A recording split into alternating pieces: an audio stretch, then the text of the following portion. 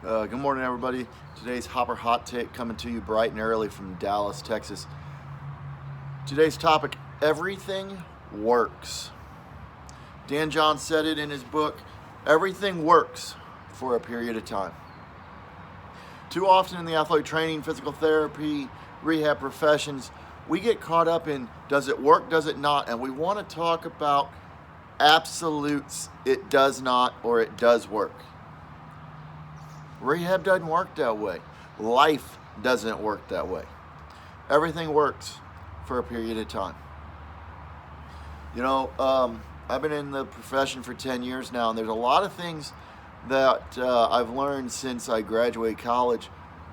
And there's a lot of things that I'm doing in my day-to-day job now that I didn't learn in college, right? We have different athletes than we had 10 years ago, 15 years ago, 20, 30 years ago. And what I mean is our athletes are tasked with things that we wouldn't think of doing 25 years ago. And if you think I'm wrong, look at a high school athlete's schedule. Look at the club games they play. Look at the high school games they play. Look at the fact that their seasons don't stop. As an athletic trainer, we got to be we've got to be ready to adapt to that. And I think it's really important that we start looking at ways to help them better than what we've done in the past. I'm not saying that we need ice and stim all the time. That's not my point. In fact, I use stim very little, actually, in that manner. But that doesn't mean that electrical stimulation isn't beneficial at times. Okay? Ultrasound. If you ask the PT world, you ask athletic trainers who are in the know, ultrasound doesn't work. There are things ultrasound works for. It's okay. Quit thinking that passive modalities are not the answer. Quit thinking that everything has to be done this way. That's not true.